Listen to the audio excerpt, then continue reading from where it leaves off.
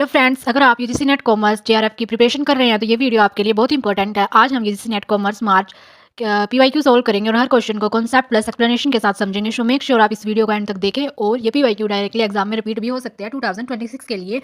First question number 1, India sign a free trade agreement with another country which non tariff barrier is needed by India to adequately regulate import of fruits vegetables and other plant products. And option A photocentric regulation and B sanitary regulation and C is a complex registrations and D is a restrictive custom procedure। Correct answer आएगा photocentric regulation।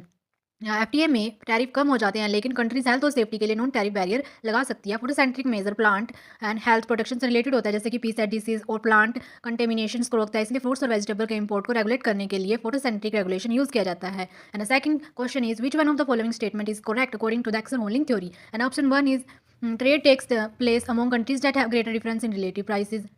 A country with relative cheaper cost of labor will export and labor intensive product. A country benefit from international trade even if it is less efficient than another nation. Country will geographical proximately have greater trade. And correct answer आएगा B. A country with relatively cheaper cost of labor will export labor intensive product. Explanation देखते हैं कि axle rolling theory को factor endowment theory भी कहा जाता है। इस थ्योरी के अनुसार countries export those goods which uses their abundant and cheapest factor of production. For example India में लेबर अबंडेंट होता है ज़्यादा and labour intensive and good export किया जाएगा। And question number 3 is which one of the following free trade agreement was signed in February 2022 and came into force in May 2022?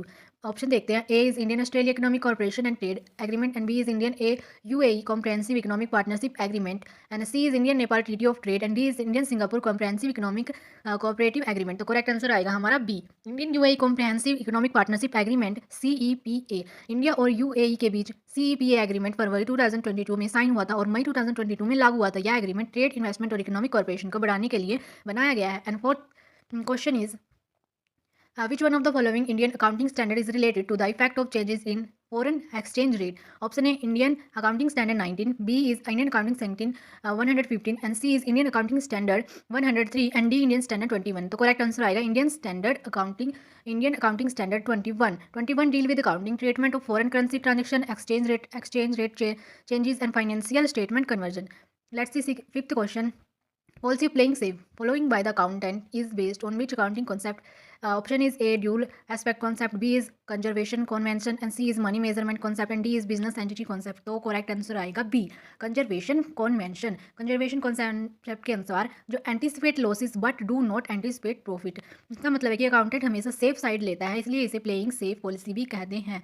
And the sixth question is two regression coefficient are 0.8 and 1.2. Find the value of coefficient of correlation. Option 1 0.96 and B 0.98 and C is 1 and D is 0.80। तो correct answer आएगा B 0.98। तो इसका formula देखो R equal to root by क्या आएगा coefficient of regression coefficient, तो दोनों coefficient को मल्टीप्लाई करेंगे तो क्या आएगा रूट अंडर रूट 0.96। तो क्या आएगा हमारा आंसर क्या आएगा 0.98। तो फ्रेंड्स आज हमने यूजीसी नेट कॉमर्स के पीवाईक्यू डिस्कस किए क्वेश्चन ऑप्शन और एक्सप्लेनेशन के साथ। अगर आपका ऐसे पीवाईक्यू बेस्ड कॉन्सेप्ट वीडियो चाहिए तो वीडियो को लाइक करें, चैनल को सब्सक्राइब करें, कमेंट करें। Next PYQ part 2